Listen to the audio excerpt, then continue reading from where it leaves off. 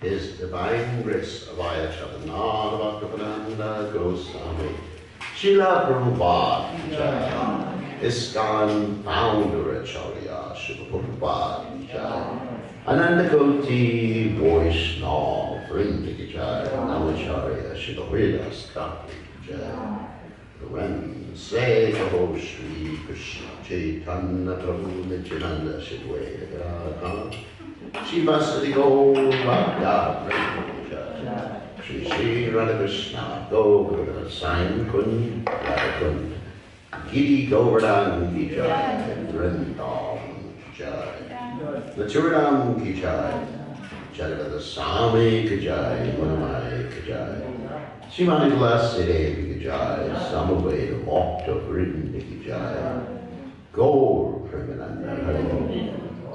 All glories to the assembled devotees. All glories to the assembled devotees. All glories to the assembled devotees. All glories to Shri Guru and Gauranga Srila Prabhupada Ki Jai. Okay. So today we are reading from the first canto of Srimad Bhagavatam, 15th chapter, text 29. Om Namo Bhagavate Vasudevaya.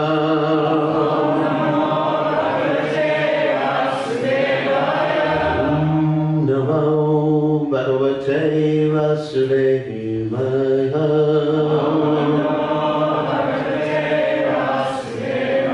Om Namo Bhagavate Vasudevaya.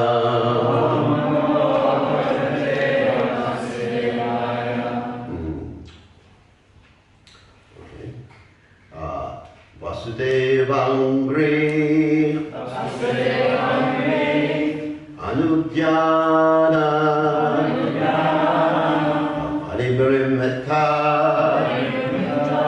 Yongdasa Mokhya Kashaya Dint Dishanaha Conception Arjuna.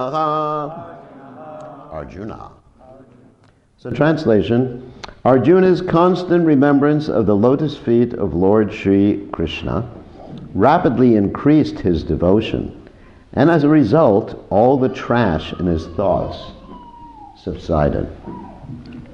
So, purport by His Divine Grace A.C. Bhaktivedanta Swami Srila Prabhupada Ki Jai. Material desires in the mind are the trash of material contamination.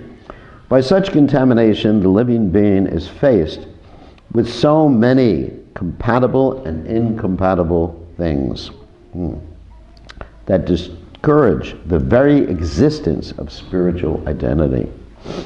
Birth after birth, the conditioned soul is entrapped with so many pleasing and displeasing elements, which are all false and temporary.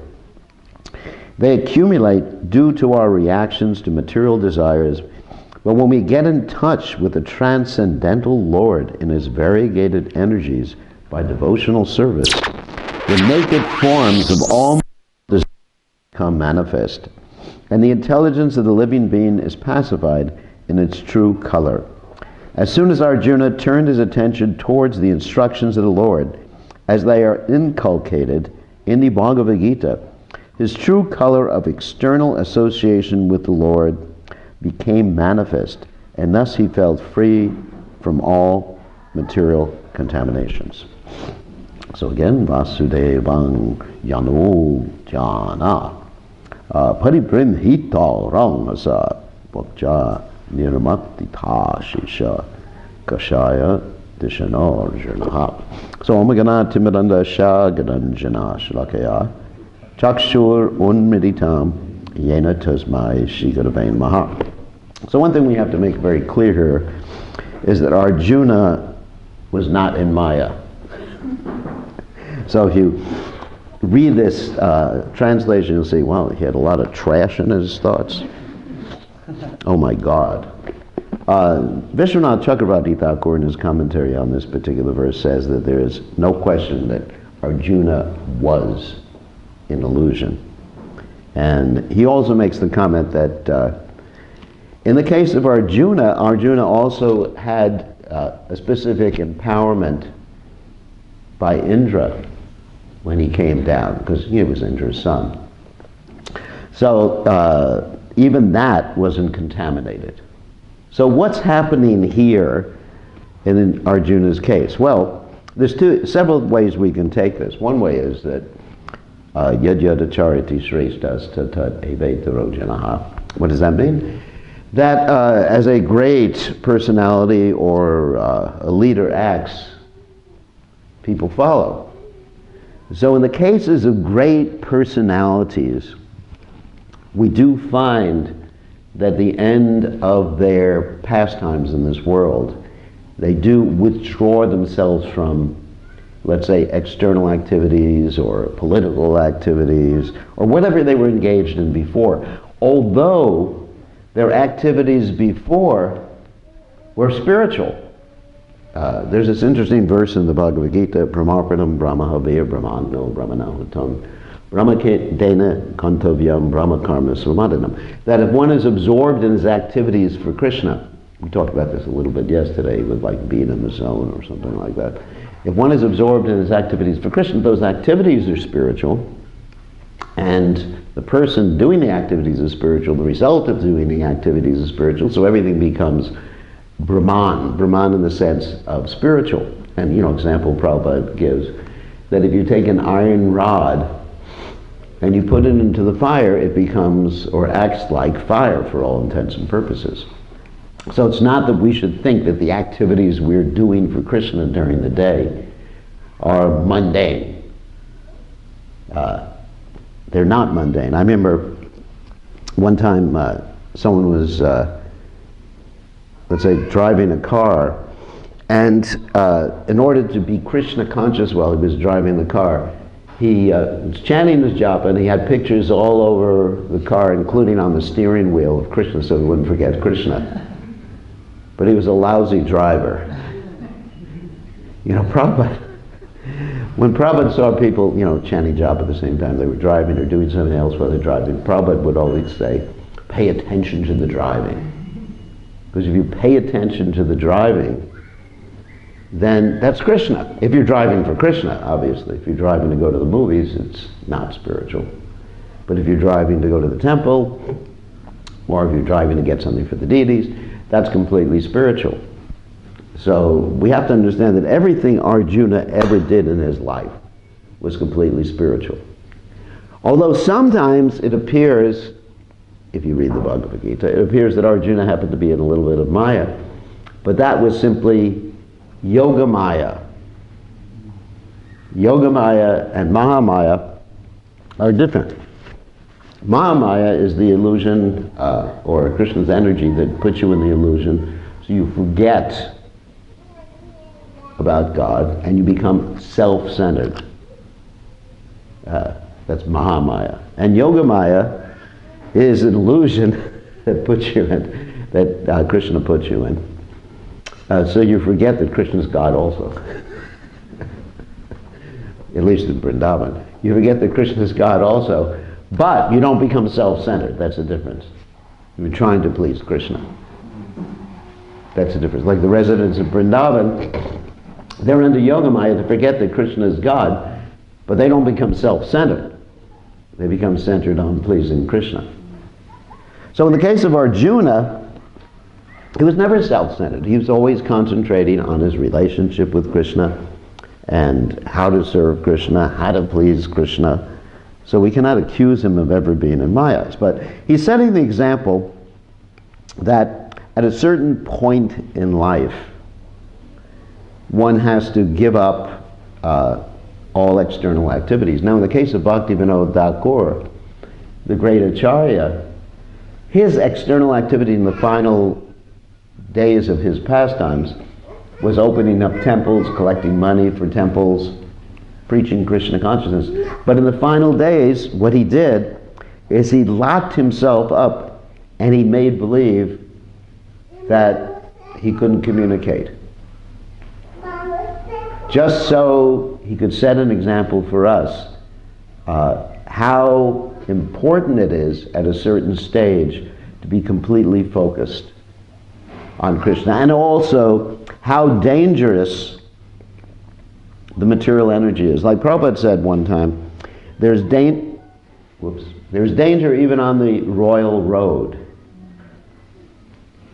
Royal road means that when we're executing Krishna consciousness, we have so many opportunities for engaging Krishna's energies in the Yukta Vairagya platform. You know, Yukta Vairagya means the renunciation of using things in Krishna's service. Yukta means to connect, and Vairagya means to be free from passion. That's what Yukta Vairagya means. But in the name of Yukta Vairagya, we do so many things for our own enjoyment. And there are certain concessions we have for sense gratification. Like Prabhupada said, we need sense gratification, right? Prabhupada said it's like salt. Too much salt, and what? You get sick.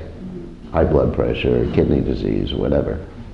Too little salt, that's right. I keep my feet cool. Some part of the body has to be cool. So, too little salt, and it's tasteless. Like Prabhupada one time was eating boiled vegetables without salt, and Prabhupada said to the devotees who were cooking for him, he said, let the starvation committee go to hell. He said, he likes tasty prasadam. So that we have certain concessions for sense gratification. You know, one of them is eating. Because if you don't eat, you die. So we dovetail that utilizing prasadam, right? Prasadam means food offered to Krishna. The food is purified, the food becomes transcendental. Anyone who eats it gets Krishna's mercy. And so that's a dovetailing there. But on the other hand, you can use that dovetailing prasadam and you could just become gluttonous and fall down from devotional service. I mean, why do we have the statements like, you know, achahara prayasa chapa jalpa niyamagraha, right? For those of you who don't know what that means over-collecting or overeating, over-endeavoring, like that. These are causes of deviation from devotional service. So, Prabhupada said, many stalwarts have fallen down in the name of Mahaprasadam. Just be careful of Mahaprasadam, you know. Dangerous. No, not really. But if someone offers you Mahaprasadam, it's not that you have to eat the whole plate. Actually, one little speck has the same potency. It's not you get. I remember in the early days of the movement, the devotees were thinking, you know, Charanamrita, let me drink the whole bowl. So they would fill their cups up with Charanamrita, and at the Sunday feast they would fill their cups up with gulab jamun juice. and they would drink it for several days, being intoxicated. Or even they would take the Sunday, what they used to call the nectar drink. It was like a fruit lassi or something like that. And they would let it ferment over 3 or 4 days. So it had alcohol, fermentation, alcohol. And so this is prasadam. You got to enjoy prasadam. So you have to really also be careful with the concessions that Krishna has given you. There's sometimes we get these licenses for sense gratification. There's a problem we call it sometimes. A license for sense gratification. Okay, you got a driving license. Does that mean you can go speeding?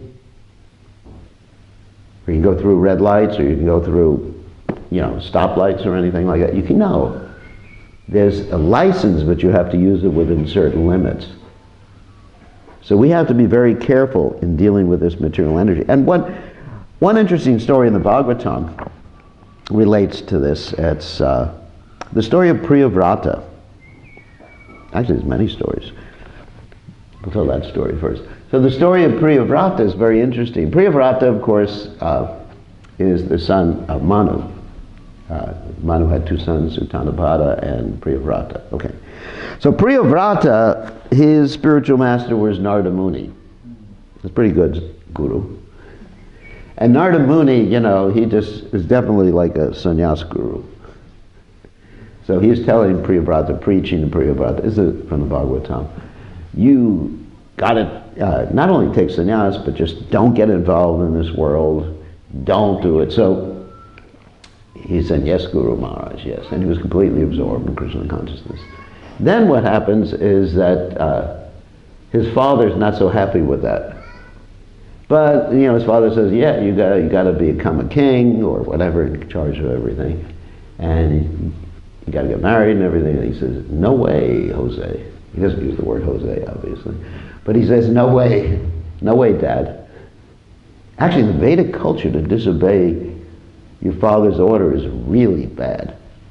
Really bad. But actually, one of the reasons we got so many devotees in the early days in the movement is that people disobeyed their father's order. And Prabhupada preached in India first, trying to make devotees, but no father would let their sons join the Hare Krishna movement. Prabhupada would even take out advertisements, would say to a gentleman, for example, that you have so many sons, just give one to Krishna. And the father was saying, no. And the son obeyed the father. Yes, Pita Shri. I'll do whatever you want. Nowadays you don't find that anymore. Even in India, you don't find that. But so anyway, so Priyavrata's father, Manu, that's why Bhuba Manu, said to him, you got to take care of the family business, which is, being a king and taking care of the kingdom, because Manu wanted to renounce everything. And Priyavrata said, no, Dad. And so they called for reinforcements. Like if you're having a battle and you're losing the battle, you have to call for reinforcements. So he called for Lord Brahma and even Vishnu. And they convinced, okay, Priyavrata, take care of the kingdom. And Priyavrata said, now I got to disobey the order of my guru. But, Lord Brahma is the guru of my guru. So if you want to disobey the order of your spiritual master, there's a way to do it. You just go to your spiritual master's guru and get instruction. If he happens to be on the planet, to say, Grandfather Guru Maharaj, I don't want to follow my guru. And the grandfather says, you don't have to. Anyway, so don't try it. Don't try it. Actually, there's an interesting story in the Ramayana about that. When, remember this story? Yeah, so there was a king who wanted to, not about grandfather, but something different. But anyway, there was a king who wanted to go to heaven in his same body. And then he approached a Vashishta Muni, and he asked Vashishta Muni, can you do it for me? Vashishta said no. And then he went to Vashishta Muni's sons, of Vishnu Muni's sons, got so angry they cursed him to become a Chandala. So don't try to override the orders of your spiritual master. So getting back to the point, so Priyavrata had to take over the kingdom.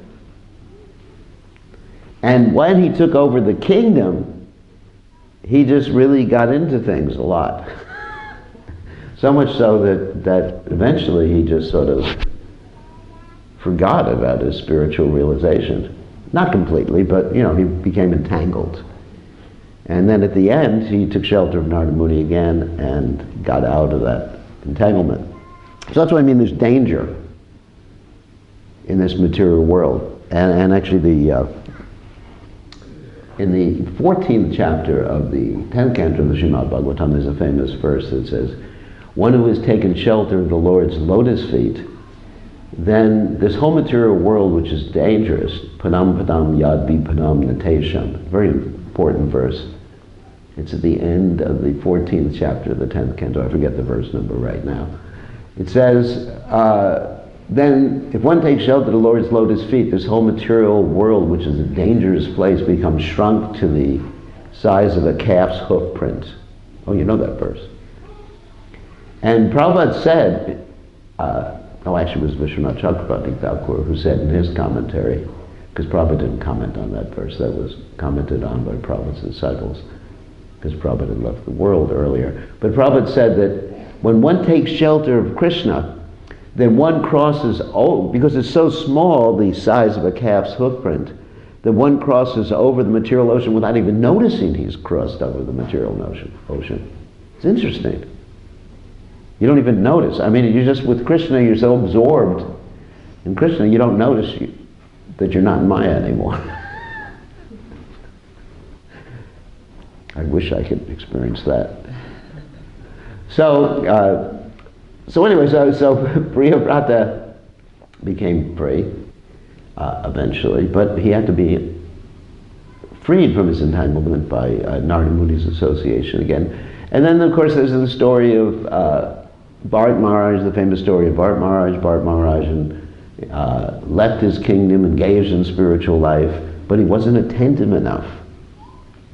Well, he became attached to baby deer. I think everyone knows that story. And he became a deer in his next life. Yam yam vapi smaran bhavam yashate ante kalevram. And a little inattention. That's another point Prabhupada made. He said, devotional service is like a razor's edge, because we're engaging things in Krishna's service, but we can become attached to those things very, very easily. And like a razor's edge, Prabhupada was referring to a straight razor rather than the safety razors that the men use nowadays. Safety razor means you can't really hurt yourself that much because it has a guard on it. But a straight razor, anyone seen a straight razor? I used to go to the barber when I had big hair. So when I was Satya Sai Baba in my last incarnation. And the barber would use this straight razor. And I figured if he slipped a little, he could cut my ear off, because it was just this big straight blade like that. So devotional service is like a razor's edge, so you have to be really careful and alert. That's why it's called Buddha Yoga too. You have to use your intelligence. And so Bharat Maharaj, he wasn't alert. And he became attached to a deer, baby deer. And as a result, he became a deer in his next life. So another problem with, another way that we could avoid becoming inattentive or non-alert, if I can coin a word, is to have the association of devotees. Because getting back to the story of Bharat Maharaj, one of the real problems that Bharat Maharaj had to face, other than being diverted in his attention to a deer, was that he had no association. Had Bharat Maharaj had association, then the other devotees would have said to him, "Hey Bharat Prabhu, you're in Maya, why the hell are you kissing this deer?" He got really absorbed. And he would have gotten corrected. Unfortunately, many times we separate ourselves from the association of devotees. Actually, the association of devotees is the most valuable thing. There's many statements that one should prefer to live in a sorry, one should prefer to live in a cage of fire, in a cage of tigers or whatever, rather than live outside the association of devotees. Because the devotees correct us, keep us on the straight and narrow path. And that avoids these pitfalls that we can encounter in devotional service, to always remain with the devotees. So, Arjuna is showing the example of what we need to do and how we need to be cautious in dealing with this world. And even there's another case in grandfather Bhishma did the same thing. It's described that at the end of the Mahabharata, he who's, actually it's a Bhagavatam verse, he who spoke on many different subject matters withdrew his mind and concentrated on the lotus feet of Krishna. So there's a time for that. So how do we do this? Because we're not at the time of death right now. I hope not. Yeah, I hope not. I still have another 50 years to live, according to my astrologer. But anyway, you carry me around in a basket. But how do we put this into action? Because most of us are not. We may be at the final time of life. You never know. Padam padam yad vipanam natesham. Danger at every step. We put this into action by having good sadhana. We were talking with some devotees about this yesterday, that the most essential thing that we can do in remaining Krishna conscious, remaining on the straight and narrow path, is to rise early in the morning and attentively hear rounds, attentively hear the Srimad Bhagavatam, attentively worship the deities, attentively, whatever else we do, you're worshiping Tulsi and everything like that, and having that time where we throw out all these other things we're doing during the day. We don't reject them, we don't neglect them, but it's not the time for texting on your mobile phone. You know, so many devotees, they wake up first thing in the morning, texting, or whatever, planning out their material day. So there has to be a time in the day for each and every one of us where we're just like concentrating on our relationship with Krishna. And then throughout the rest of the day, we won't become entangled, we won't overstep, we won't have that danger on the royal road, as we mentioned before, if we simply have good sadhana. Sadhana, of course, means practice of Krishna consciousness. So that's the key. That's the key, and Arjuna is showing this at the time of leaving this world. The importance of separating yourself from your activities at a certain point in life, not necessarily the time of leaving the body, and then you can be absorbed in Krishna. So, any questions or comments? Keep it short. Yes?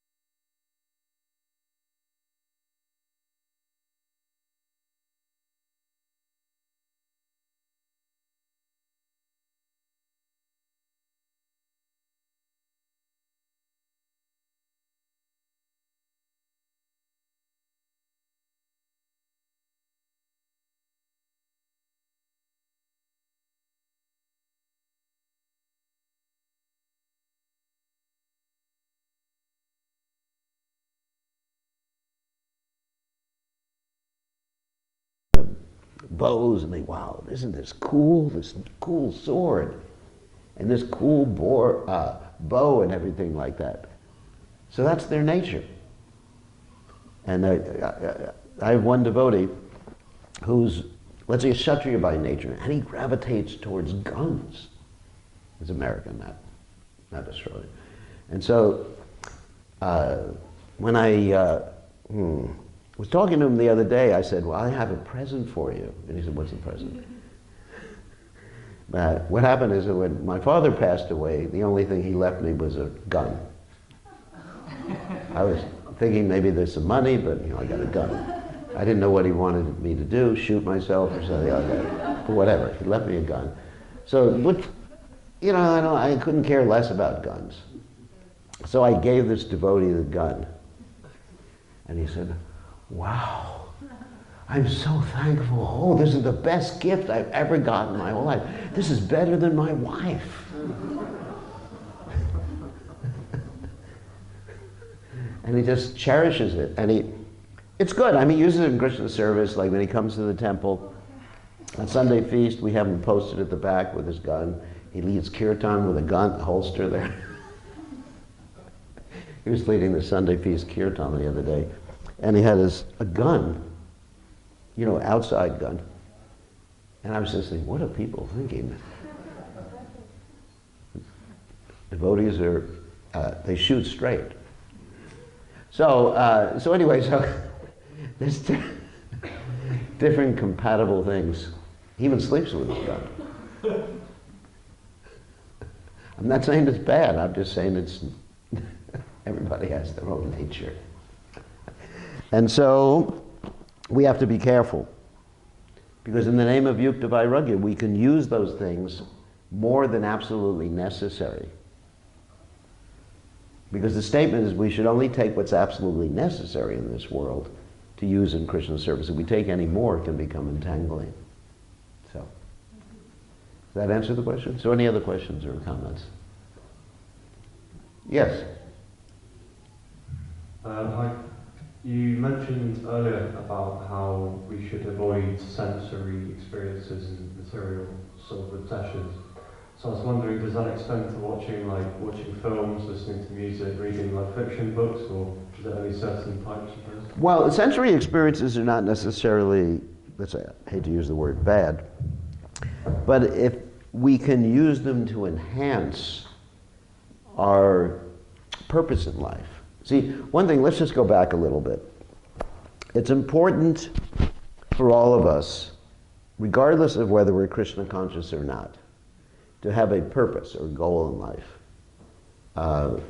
And Krishna in the second chapter of the Gita talks about that. He said that, those engaged in spiritual life, vyavasayatmika buddhir ekeha korananda, they remain focused on their purpose.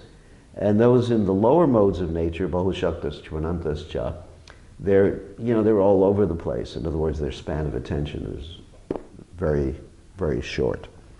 So let's talk about if one wants to be Krishna conscious, and I'm not saying that everybody has to be Krishna. You don't have to be Krishna conscious. Everyone can choose their own purpose.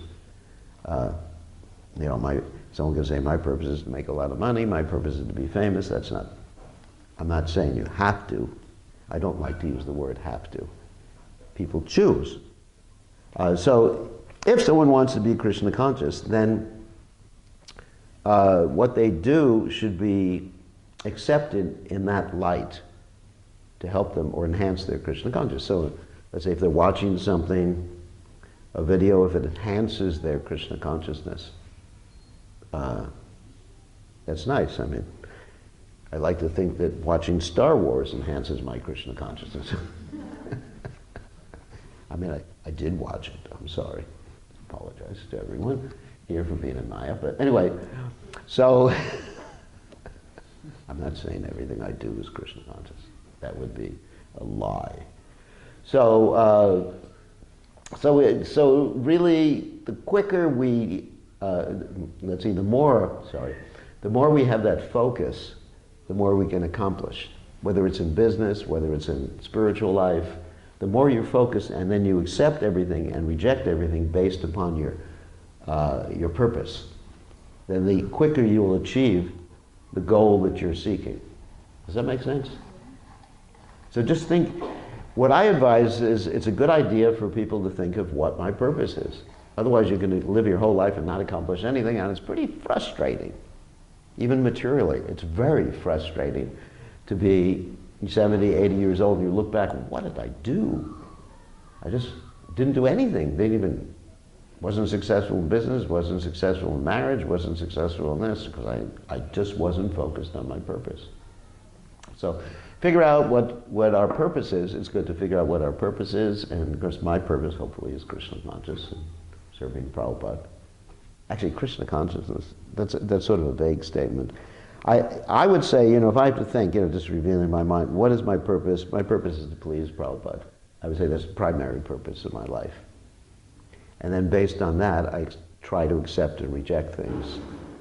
Accepting certain things, whether it's a video or whether it's a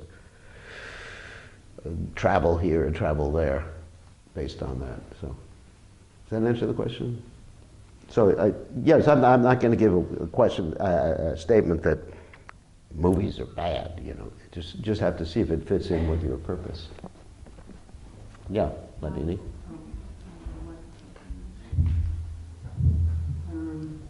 There's a really nice quote. Prabhupada says, "Do you sense gratification in association with Krishna? Then it becomes perfect." Yes. Becomes perfect. But one has to be careful, not too much. Actually, a little bit of sense gratification is necessary. I mean, it's a need of the living entity to have some sense gratification.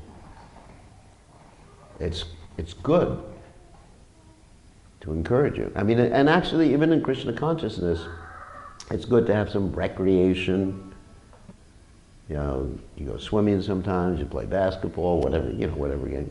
Or from India, you play cricket. You play cricket? No. Rugby? No. Rugby. I mean, it's, we need a balanced life, which is actually important in Krishna consciousness. So there needs to be a time for recreation. And we need relationships. And all these things help us remain stable. Bhaktivinoda Thakur says that we have to recognize our material needs as well as the spiritual needs in order to be stable in Krishna consciousness. So everybody has different material needs. And to fulfill them in line with Krishna consciousness is important to be stable. Like a story of Gajendra Mokshana in the 8th canto of Bhagavatam. That Gajendra, he was an elephant, and he was fighting a crocodile in Australia. Anyway, in the water. Sorry. I'm more accustomed to alligators. They're small crocodiles, easy to deal with. So he was fighting a crocodile in the water, and because he was outside of his natural element, he was losing until Krishna came and saved him. So Prabhupada said in that regard that everyone should find their natural situation in terms of the ashrams or varnas where they're satisfied and happy. And so they can progress in a stable fashion in Krishna consciousness. But whatever that ashram, varna is, getting back to the point, sadhana is extremely important. Because without the sadhana, everything becomes mundane. Without the practice, without the waking up early, the chanting, the meditation, the focus on Krishna, the understanding. Sadhana is a time for understanding your purpose in life. Not just you do your sadhana, niyamagraha, or just ritualistically. I did my sadhana this morning. I got my rounds done, now I can do any damn thing. As Prabhupada one time mimicked a devotee. But it's a time for focusing. What is my sankalpa? Sankalpa is a Sanskrit word which means purpose, reason. So what is the sankalpa? Why am I doing this sadhana? So you focus on my goal of life, and then the rest of the day goes pretty nicely. Or as nicely as possible. So, yes, Rupa.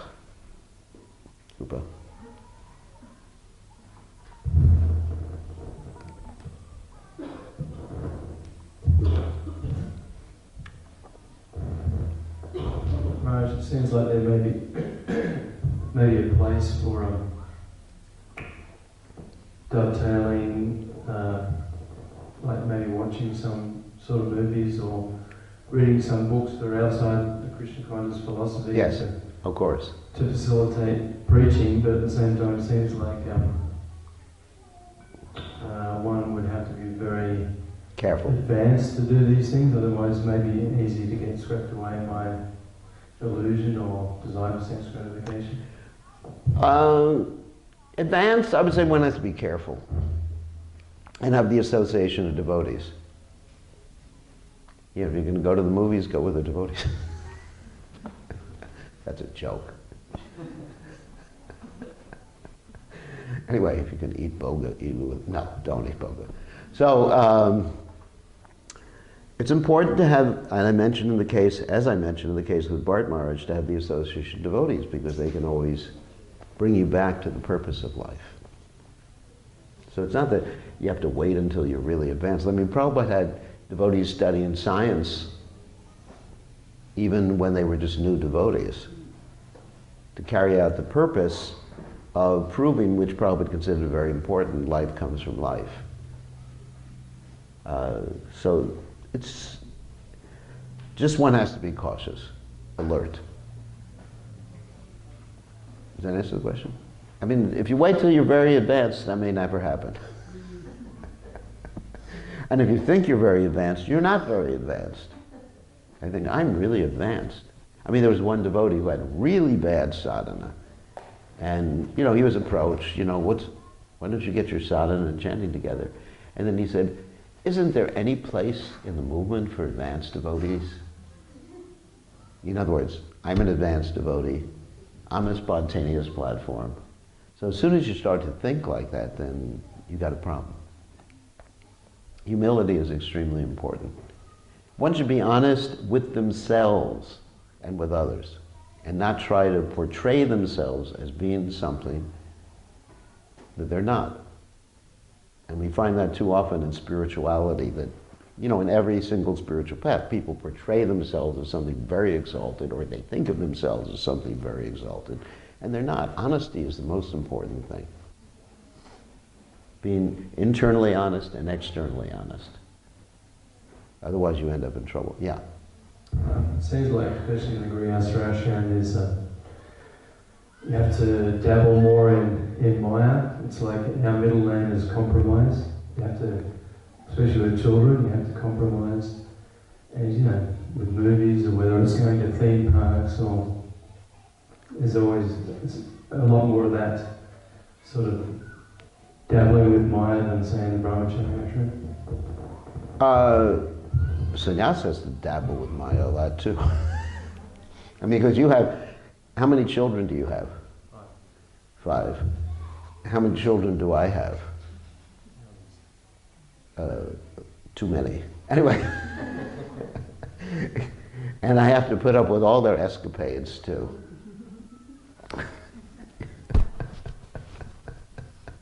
Some of them are here and doing, not here in the temple room, but some of them are doing things, here in this area, and you know who I'm talking about.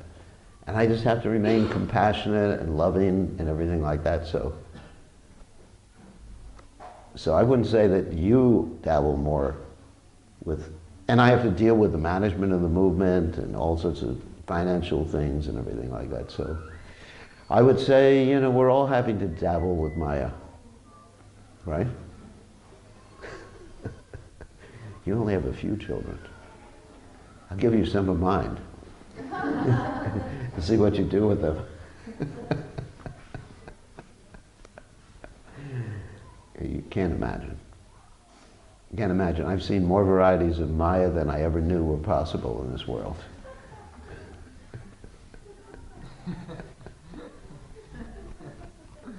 So, any other questions? Yes.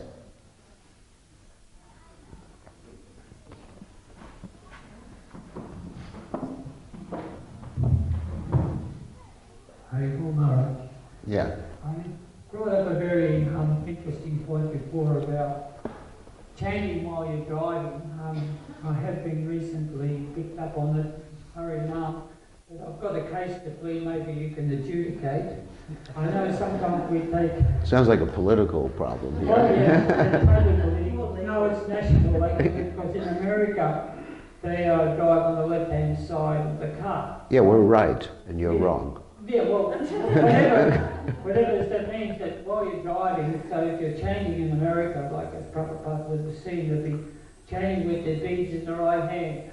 So also in those days they used to have the stick shift up there, so or the column shift or the stick shift. Yeah. When you go to change the gears, that you're driving and then you're sort of changing with the bead bag in your hand and your fingers tangled in your bead bag. It's a bad idea. Change the gears and you just keep going left and hit a car or something. So, but in Australia we're doing it right, so we drive on the right end. Yeah, yeah. So you can have your bead bag and you're on. That's true. Gears with the left, so I was thinking that, sometimes maybe I'm just taking advantage of, just a situation that should be listening to Prabhupada's original instruction.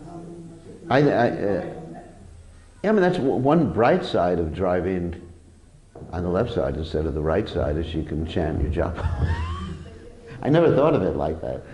But I would say you're chanting inattentive japa, unless you happen to be a pure devotee. You're chanting inattentive japa while you're doing that, and also driving inattentively. Prabhupada really wanted the devotees to concentrate on the rounds and concentrate on driving. Because the driving is not Maya, it's Krishna.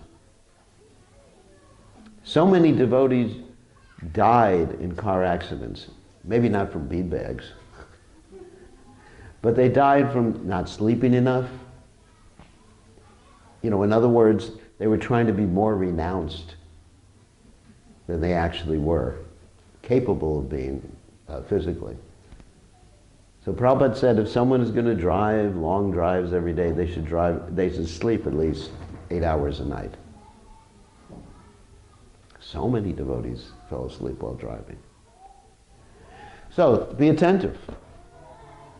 The what? The brahmacharinis were right when John Harinam was in the car. Always get told off. So there is an awareness, and I'm very happy that happens. Maybe I'm old school or something like that. I used to do. Anyway, be attentive. All right, if there's no other questions, we don't want to go on forever. Thank you very much. All glories to Divine Grace. Srila Prabhupada ki Jai. Gaur Premananda.